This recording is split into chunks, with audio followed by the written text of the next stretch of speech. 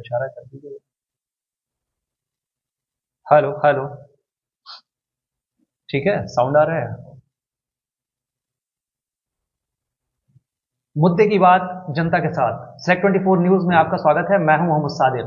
आज हमारे साथ हमारे खास मेहमान हैं वीआईपी पार्टी के जिला अध्यक्ष और समाज सेवी श्रीनिवास यादव। आज उनसे जानने की कोशिश करते हैं कि समाज में जो जिम्मेदारी उन्होंने निभाई है उसमें कितने मुश्किलात आपके सामने हैं। सबसे पहले बहुत स्वागत है आपका सेक्ट 24 न्यूज में।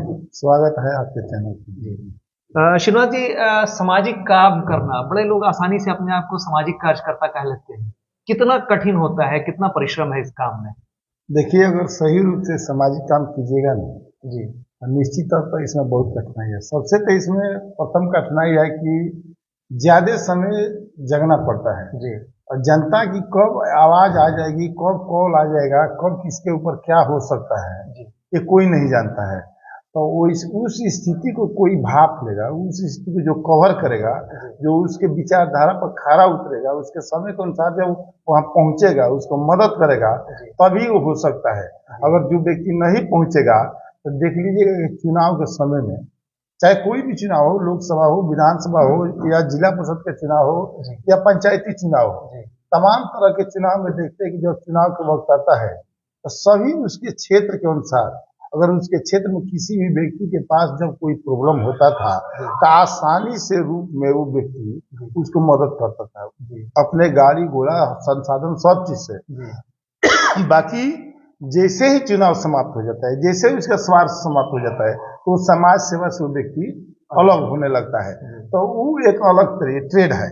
आज के समय में, आज के परिवेश में उस तरह के ट्रेड की संख्या 99% से अधिक है। बाकी सही रूप से समाज के काम कीजिएगा तो निश्चित तौर पर परेशानी आपके चैनल के माध्यम से कर रहे हैं। आप खुद से हम देखते हैं, सारे सीवान जिला बिहार के लोग देखते हैं कि जब 3 बजे, 2 बजे, 1 बजे, 1:30 बजे, 2 बजे, हर समय कोई फिक्स नहीं रहता है। बिल्कुल, उसके तो मैं खुद गवाह हूँ, चूंकि मैं भी 1:30 बजे रात में, 1 बजे रात में लाइव आपके साथ किया हूँ। तो वैसी परिस्थिति में सेवा करना असली वही है। ये नहीं है कि हम समाज से ही लिखवा दिए, फलाना काम कर रहे हैं, लोग को बुला रहे हैं, फलाना इलाज कर रहे हैं, मदद कर रहे हैं, राशन बांट रहे हैं, सामान बांट रहे हैं, तो परिस्थिति के अनुसार करना चाहिए। जैसे कि पूरे विश्व में जब कोरोना छाया था तो सारे लोग अपने शक्ति के अनुसार मदद करते थे। हम लोग भी अपने शक्ति के अनुसार मदद किए, पूरे लगा सीमान में हमको जितना क्षमता था उतना लोगों की सेवा किए, मदद किए, खाना खिलाए, इतना तक कि उसका अंतिम दाह संस्कार कराए। इस तमाम तरह के परिस्थिति जो विकट स्थिति था उसमें हम शामिल हुए। बाकी उस समय कोई व्यक्ति नहीं लौटता था, उस समय कोई नहीं लौटता था, केवल प्रशासन के लोग और हम लोग जैसे सामाजिक कार्यकर्ता लोग शामिल हो करते। तो ये विकट परिस्थिति में शामिल हो जाना, धारा के विपरीत चलना, वही समाज सेवा कहलाता है। श्रीनिवास जी, आपके ऊपर भी अब इल्जाम लगने लगे हैं, क्योंकि वीआईपी पार्टी के जिला अध्यक्ष बना दिए गए हैं आप, मुकेश सहनी का दामन थाम लिए हैं। आखिर क्या मन में चला कि समाज सेवा करते करते आप इसमें राजनीति में आने की सोच लिए? देखिए, हम डीएवी कॉलेज से राजनीति शुरू की और डीएवी कॉलेज से शुरुआत किए, जनता दल बना, उसमें छात्र जनता दल के अध्यक्ष बने, राष्ट्रीय जनता दल के युवा के अध्यक्ष बने, कुछ दिन पार्टी के प्रभारी भी बने, उसके बाद से लोक जनशक्ति पार्टी के जिला अध्यक्ष बने, जनता दल यू में रहे, लंबा समय तक ले काम किए। बढ़िया विधायक पूर्व विधायक श्याम बहादुर सिंह और शिव प्रसन्न यादव के भी मैं प्रतिनिधि रहने का काम किया हूँ। और उसके बाद से 2015 के बाद से मुझे लगा कि नहीं, अब पार्टी में रह के भी ज्यादा विकास नहीं हो सकता है, ज्यादा काम नहीं हो सकता है। वैसी स्थिति में मैंने 2015 में संकल्प लिया कि अब समाज के काम करूंगा, समाज में भरपूर मात्रा में, कोई पार्टी को अलग हट के मैं समाज की सेवा करूंगा, समाज के काम करूंगा, समाज की सेवा करूंगा। 2015 से शुरू किए मैंने पार्टी को हट कर किसी भी पार्टी को झांकने काम नहीं किए, डोर टू डोर मैंने समाज की सेवा किए और समाज की शुरुआत किस चीज से किए, जहां सभी लोग छोड़ देते हैं, जहां कोई व्यक्ति नहीं पूछता है। वैसी परिस्थिति में आप पता कर लीजिए, आपको जानकारी होगा 2015 के पहले कि सिवान जिला के किसी भी कोने में कोई व्यक्ति लावारिस हुआ करता था, कोई व्यक्ति का एक्सीडेंट हो जाता था, कोई ट्रेन से कोई व्यक्ति गिर जाता था, तो वैसी परिस्थिति में लोग मदद नहीं करते थे। बिल्कुल, लोग इसलिए डरते थे कि हम जाएंगे तो हमको प्रशासन गवाह बना लेगा, हमको केस में फंसा देगा, हम क्या जवाब दें, हम चाहे भाई दूसरे के अनर्गल काम में हम फंसेंगे।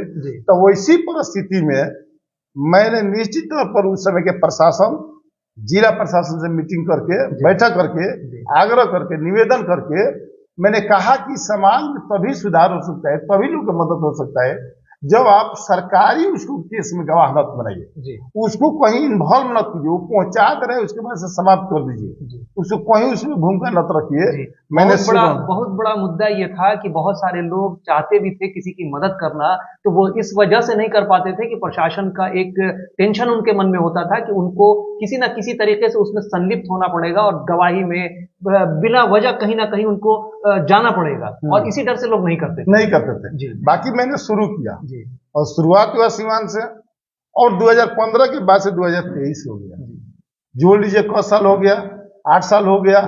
8 साल के अंदर में कोई भी व्यक्ति सीवान जिला के किसी भी व्यक्ति को मदद किया हो, सहयोग किया हो, कहीं पहुंचाया हो, किसी को गोली लगाए, कोई एक्सीडेंट हुआ है, कहीं किसी को भेजने का काम किया है, हमको लगता है कि जिला प्रशासन कहीं उसको इन्वॉल्व नहीं किया, जिसके चलते सबसे पहले जब देश में नितिन गडकरी जी को धन्यवाद देते हैं, जो भारत सरकार के पद परिवहन मंत्री हैं, उन्होंने एक फैसला लिया कि देश आजादी कराने वाला व्यक्ति को भी हम सम्मानित करते हैं।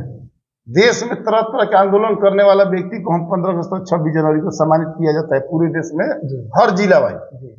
बाकी अब हम समाज में भी सेवा करने वाला व्यक्ति को सम्मानित करने का काम करेंगे। पूरे देश में नियम कानून लागू हुआ, बिहार में भी लागू हुआ, सीवान जिला में भी लागू हुआ, सर्वे हुआ तो प्रथम बिहार सीवान में अगर कोई व्यक्ति चयन में सामाजिक काम में तो श्रीनिवास यादव का चयन हुआ। उसके बाद से बिहार लेवल पर चयन हुआ, पूरे 38 जिला के सर्वे हुआ, तो उसमें भी श्रीनिवास यादव सीवान के प्रथम स्थान प्राप्त किए। अब हमारे देखा देखी मनोबल बढ़ते गया। हम लोग के बहुत ऐसे साथी है जो सामाजिक काम में इन्वॉल्व हुए, मदद किए, सहयोग किए। आज राष्ट्रीय जनता दल के जो जिला के अध्यक्ष है विपिन कुशवाहा, उनको भी जिला पदाधिकारी सम्मानित करने का काम किए हैं। आरएलजेडी के जिला अध्यक्ष है रिजवान साहब, उनको भी जिला पदाधिकारी ने सम्मानित करने का काम किया है। जनता दल यू के नेता मंसूर आलम जी को भी सम्मानित करने का काम किए। बीजेपी के नेता गौतम यादव को भी सम्मानित करने का काम किया है। विकास कुमार गुप्ता को सम्मानित करने का काम किया है। 9 ऐसे विपिन कुमार सिंह, वो जो मुखिया भी फलपुरा के, उनको भी सम्मानित कराने का काम किया प्रशासन के द्वारा। जो लोग समाज में बढ़ चढ़ के हिस्सा लेकर मदद किए, उसको सम्मानित करने का काम किए, जिससे चलते आज संख्या बढ़ती जाए। चाहे अवध बिहारी हो, अवध बिहारी चौधरी, लड़का अवध बिहारी यादव, वीरेंद्र कुशवाहा हो, सलीम नाम के जैसे गुड्डू बासपुर हो, ये तमाम लोगों को प्रशासन के द्वारा सम्मानित करने का काम किया गया है। तो ये लगा हमको कि नहीं, समाज में काम करने वाला व्यक्ति को जब पद प्रतिष्ठा, जब सम्मान मिलेगा तो निश्चित तौर पर उसका मनोबल बढ़ते जाएगा। जिसका परिणाम है कि 12 बजे रात हो तो कोई कॉल करता है, कल ही घटना घटा, तुरंत बोलरिया में घटना घटा, हाजीपुर के वैशाली के लड़का है, घटना घट रहा है, हमको जानकारी हुआ, मैंने तुरंत उसको लेके आके हॉस्पिटल में इलाज कराने का, उसको ऑपरेशन भी करा के व्यक्ति का जान बचा। आप भी गए थे तुरंत, तक कहीं कोई कसर मैंने हमने नहीं छोटा उन लोग को मदद करने में। एक बड़ा दिलचस्प मामला है कि लोग इल्जाम लगाते हैं, बड़ी आसानी से लोग इल्जाम लगा देते हैं कि जरूर इसमें चूंकि रात बिरात आप जग रहे हैं, मेहनत कर रहे हैं, सब कुछ कर रहे हैं, तो लोग कहते हैं कि लगता है कि श्रीनिवास यादव को पैसा मिलता है, आपदा से जो पैसे मिलते हैं उसमें उनको कमीशन मिलता है, प्रशासनिक स्तर तक जो धीरे धीरे करके आपदा से पैसा कटिंग करा के पहुंचाते हैं उसमें उनको कमीशन मिलता है। वैसे लोगों को क्या कहेंगे? देखिए, हम आपको बता देते हैं जी, तो पूरे सीवान जिला में आप ये से लेके 2015 से लेके 2023 तक में जितना लोग के आपदा से पैसा मिला है जी, हम एक आदमी को नहीं कहते कि फलाने व्यक्ति को आप पूछ लीजिए, किसी भी व्यक्ति से पूछ लीजिए कि ब्लॉक से लेके और जिला तक ले किसी को 4 आना पैसा कहीं लगा हो, और कोई माई के लाल ये साबित कर देगा तो हम लोग समाज सेवा का हम लोग प्राण त्याग देंगे। इस तरह के काम कभी श्रीनिवास यादव अपनी जिंदगी में नहीं किया है। मैं निश्चित तौर पर बता देना चाहता हूँ, तो मैंने तो कफन भी देने का काम करता हूँ। मैंने तमाम हॉस्पिटल में दवा नहीं रहता है, उसको जो बाहर से मंगाया जाता है, जो बैंडेज, रुई, बावन धागा, वो भी देने का काम करते हैं। सारे चीज को मदद करने का काम करते हैं। और जो आपदा से संबंधित है, कोई आज तक फायदा नहीं लिया होगा कि कोई साबित कर देगा कि श्रीनिवास यादव के समय में कोई 4 आना पैसे, जिसको 4 लाख का चेक मिलता है 4 लाख डायरेक्ट उसके खाता में भेजवाने का काम करते हैं। यहाँ तक ये घटना मैं बता देना चाहता हूँ कि मैंने 2 बजे रात में, 12 बजे रात में, 4 बजे भोर में भी जिला पदाधिकारी को लेके मैंने दिलवाने का काम किया हूँ। गोरिया कोठी में जो तरवारा के समय एक्सीडेंट हो गया था, 9 व्यक्ति बारात में मर गए थे।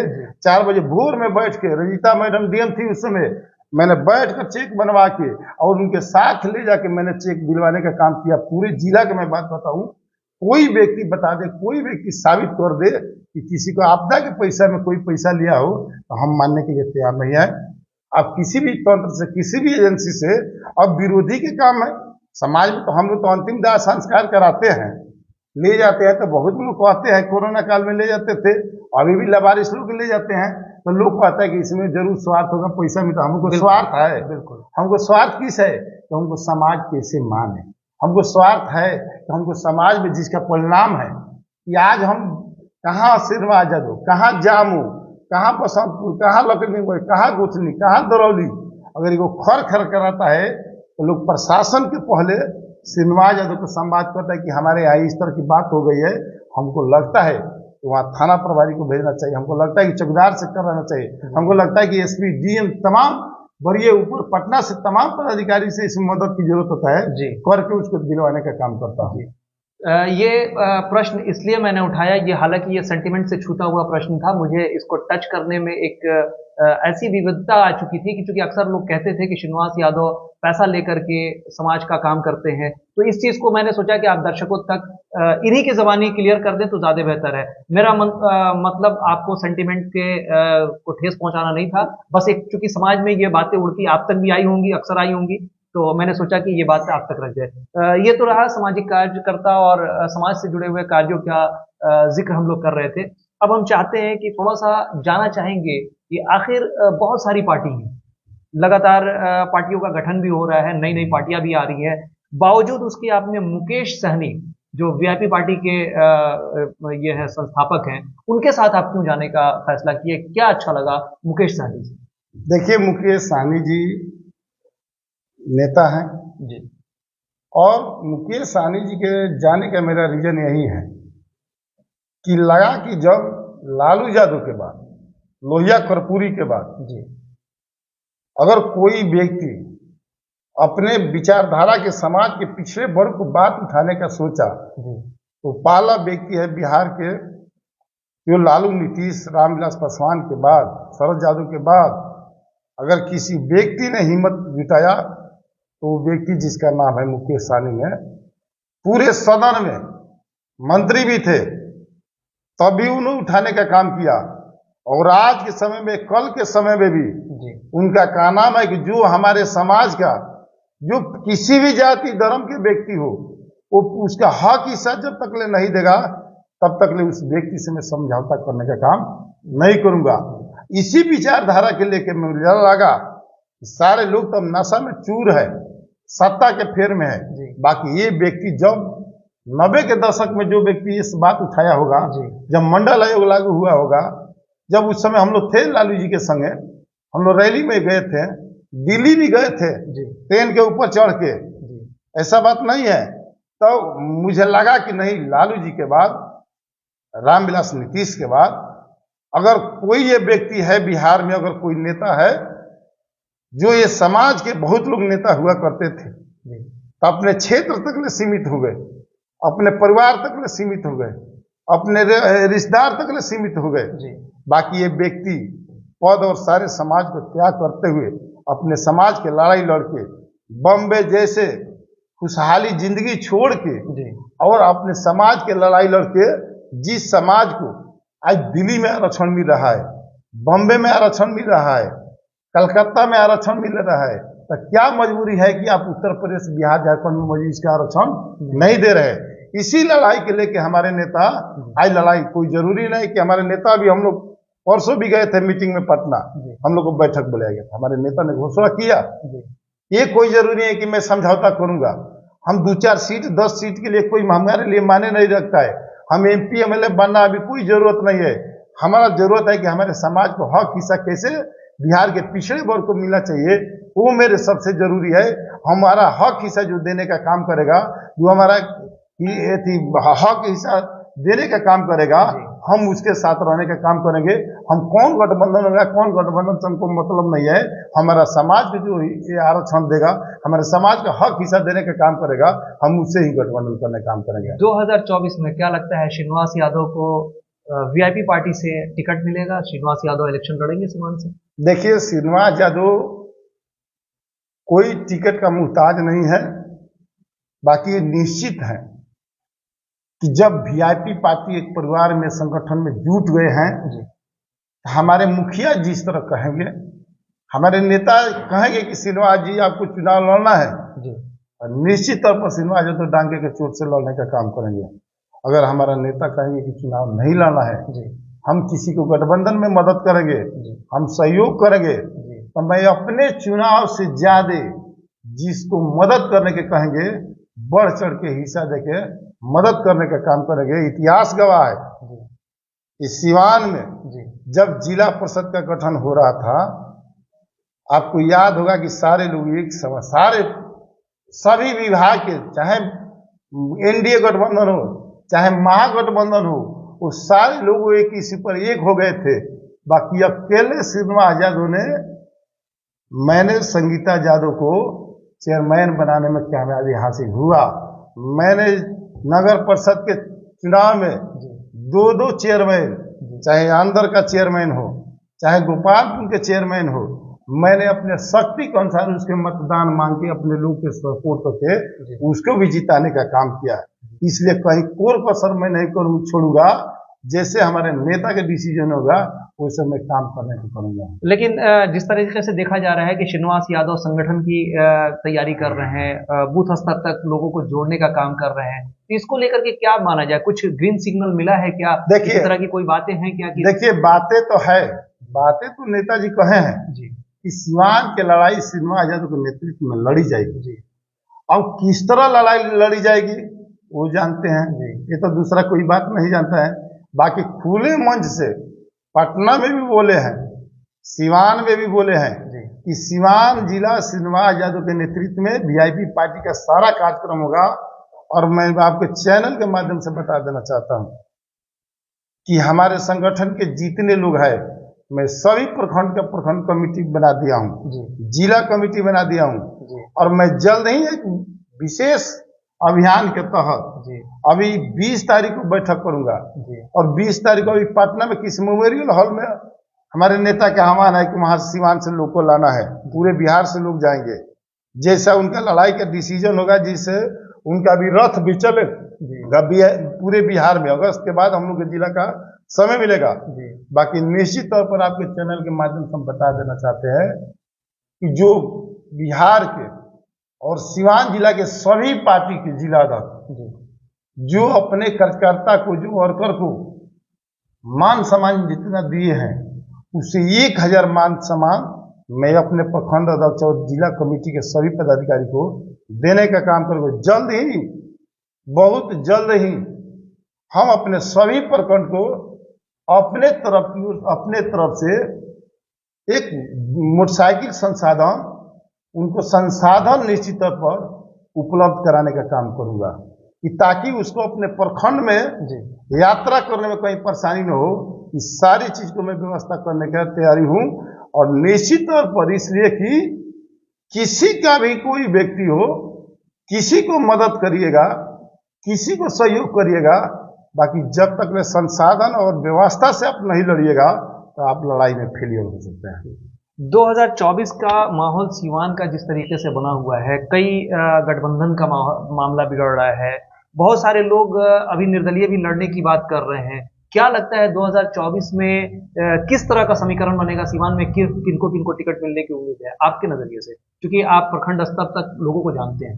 देखिए, हम तो नहीं बता सकते, इसलिए कि टिकट के दौर में हम लोग भी रहे, जानते हैं। टिकट के बंटवारा जानते हैं कब होता है? जब अंतिम समय चला जाता है, जब आदमी को मूवमेंट किसी दूसरे पार्टी की ओर नहीं हो पाता है। कोई भी नेता टिकट जब मानता है ना, तो उसके राष्ट्रीय नेता इतना दौड़ाएगा, इतना दौड़ाते दौड़ाते थका देगा आपको तो अब आपको इच्छा नहीं करेगा कि हम मैंने कहीं से हट के जाके चुनाव लड़ सकते हैं। बाकी जिसको निर्दलीय चुनाव लड़ना होता है वो एकदम खुट्टा ठोक में भी से तैयार होता है, तो हम चाहे वो टिकट दे या चाहे ना दे, हम चुनाव लड़ने का काम करेंगे। तो वैसे हमको तो नहीं लगता है कि हमको लगता है कि जो व्यक्ति टिकट के गठबंधन के फेरा में है कि हमको फलाना गठबंधन से टिकट मिलेगा कि एनडीए गठबंधन से मिलेगा, महागठबंधन के मिलेगा, उस वाच में रहा है हो अभी मैंने प्रयास कर रहा है। बाकी उस परिस्थिति में देखिए उस पार्टी के जो गठबंधन के लोग हैं उस पार्टी के राष्ट्रीय नेता ही असली बात जानते होंगे कि हम किसको टिकट देंगे किसको नहीं देंगे। बाकी हमारे राष्ट्रीय नेता ने स्पष्ट कर दिए हैं कि अगर बीजेपी के वीआईपी पार्टी के अगर कोटा में सिवान जी लाएगा तो श्रीनिवास यादव को लड़ाने का काम करेंगे। श्रीनिवास जी, यहाँ एक और अहम चीज आ जाता है कि समाज में जिस तरीके से कुरीतियां फैली हुई हैं, दल बदल का मामला दिखता है, उसमें किस तरह के नेता को सामने आना चाहिए, समाज को कैसा नेता मिलना चाहिए? देखिए समाज को वैसा नेता मिलना चाहिए कि अनहरिया रात में भी अगर वो याद करे तो व्यक्ति उसके समय पर खड़ा हो।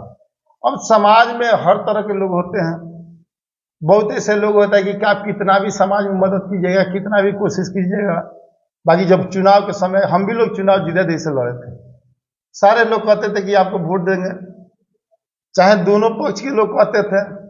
बाकी परिस्थिति ऐसा क्रिएट, गठबंधन ऐसा हुआ कि सारे लोग साथ रहते रहते उनको लगा कि अगर श्रीनिवास यादव को हम दे देंगे तो हाई कैंडिडेट मार खा जाएगा, हाई गठबंधन मार खा जाएगा। उस परिस्थिति में निर्दलीय आदमी बिगा जाता है।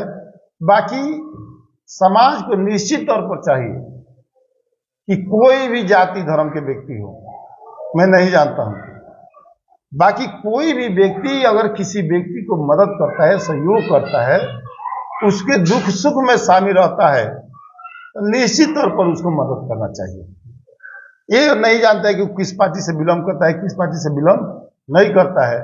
बाकी उसको मदद कीजिएगा, तो समाज में काम करने वाले या चुनाव लड़ने वाले व्यक्ति का मनोबल हाई होता है और नीचे वाला पीढ़ी सीख लेता है कि चलिए हम ऐसा ऐसा काम करें कि ताकि लोग हमको आगे मदद करने का काम करें। जो आज दौर चल रहा है, 90 के पहले हम लोग सुनते थे कि जो समाज में काम करता है, जो सोशल वर्कर करता है, लोग के यहाँ जाता है आता है, वैसे व्यक्ति को लोग टिकट मिलता था, चुनाव लड़ाते थे, चुनाव जीत के जाते थे, परसेंटेज उसकी संख्या ज्यादा थी।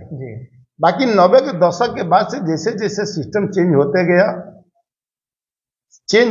प्रक्रिया चेंज होते गया, ऐसा दौर एक बार आया कि लगा कि जो गलत सबसे ज्यादा काम करेगा ना वही देश में नेता बनेगा, टिकट उसी को मिलेगा, वही चुनाव जीतेगा, वही नेता बनेगा।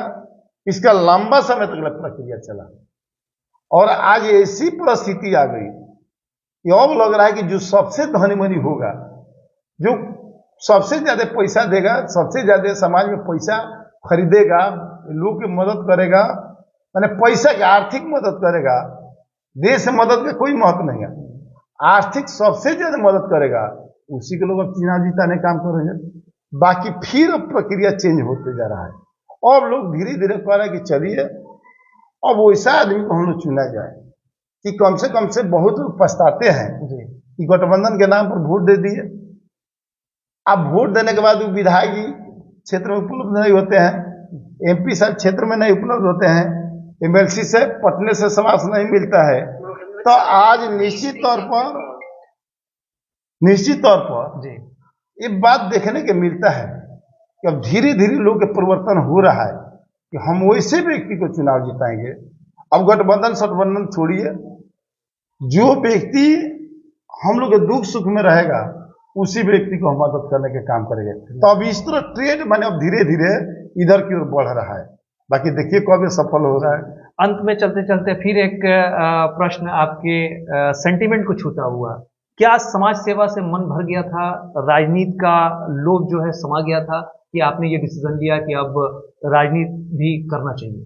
नहीं, ऐसी बात नहीं है। देखिए आज के भी डेट में हम पार्टी के जिला अध्यक्ष हैं, बाकी आज भी देख लीजिएगा, चाहे किसी भी जाति धर्म की बात हो, किसी भी पार्टी की बात हो, मैं पहले भी कहा हूं, आज भी कह रहा हूं कि पार्टी हमारे लिए सेकेंड लाइन है और समाज सेवा मेरे लिए प्रथम लाइन है। मैं समाज सेवा किसी भी परिस्थिति में नहीं छोड़ सकता हूं। कब तक? जब तक जब तक जिंदा रहेंगे तब तक। एमपी एमएलए की बात हटा दीजिए। अगर एमपी बन गए उसके बाद परिवर्तन आया तो कोई नहीं परिवर्तन आ सकता है, आदमी के नेचर होता है। हम तो एक बार गए थे दिल्ली घूमने के लिए, अब जब गए हम दिल्ली और जाके घूम रहे थे हॉस्पिटल में वेदांता में, तो वहां एक आदमी को जरूरत था, नागालैंड के थे, ब्लड का नहीं मिला था। हम वहां भी, मंसूर भाई आज भी जिंदा है, मोहद्दीपुर के नेताजी, उनके साथ गए थे।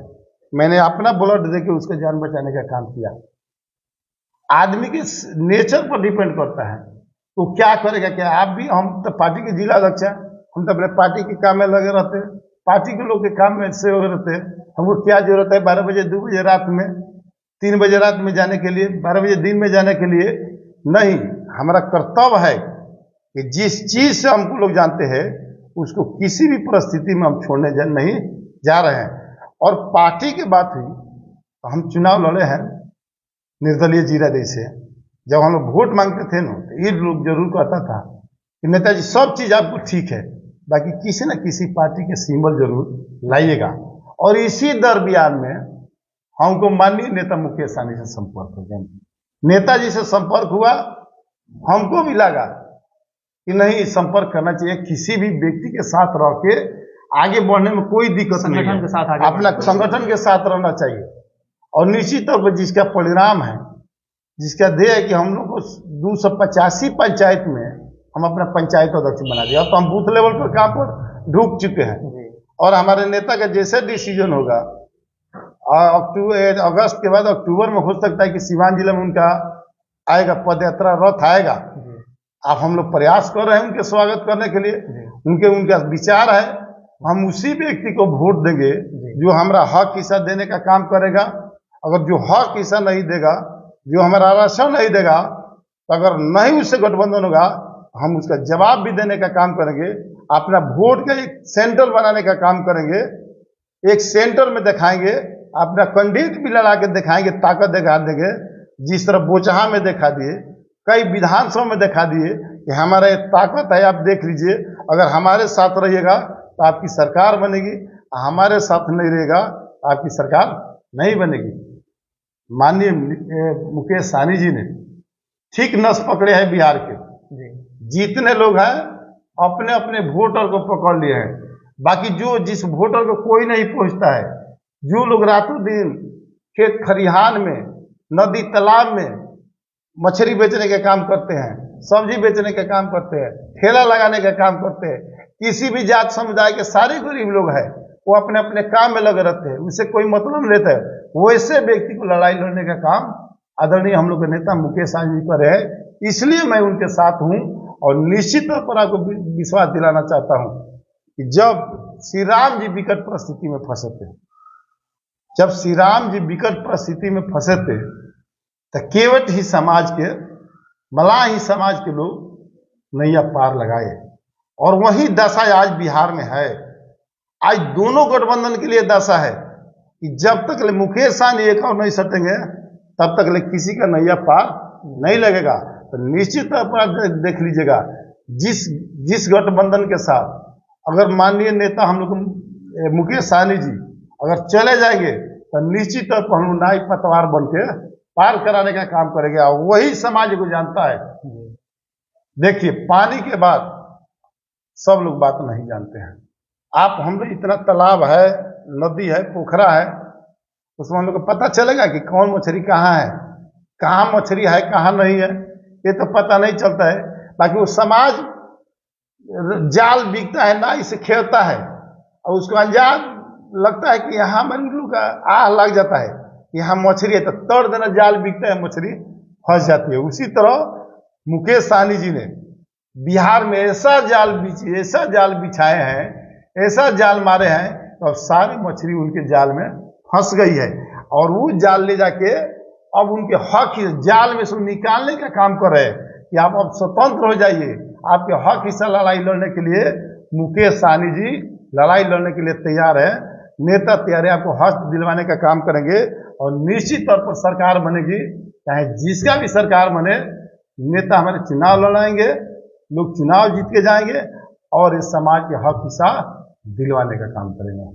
बहुत शुक्रिया श्रीनिवास जी, हमसे बात करने के लिए। बहुत गंभीर मुद्दों पर बात हुई है। उम्मीद करते हैं आपको भी ये डिबेट्स हमारा बहुत पसंद आएगा। समाज सेवी जिस स्तर के होने चाहिए वो गुण श्रीनिवास यादव में दिखता है, क्योंकि हम भी जब भी सदर हॉस्पिटल पहुंचते हैं तो वहाँ श्रीनिवास यादव एक ऐसा चेहरा है जो दिखाई देता है, लोगों की मदद करते हुए नजर आता है। उम्मीद करते हैं कि अगर सिवान वासी इनके साथ होंगे और वाकई में अगर श्रद्धा से अगर ये समाज सेवा कर रहे होंगे तो जरूर समाज के उन तबके के लोग इनके साथ खड़े होंगे और 2024 के इलेक्शन में अगर टिकट इनको मुकेश सहनी की पार्टी वीआईपी से मिलती है तो एक बार प्रबल दावेदारी करेंगे और उम्मीद है कि उसमें जीत भी हासिल करेंगे।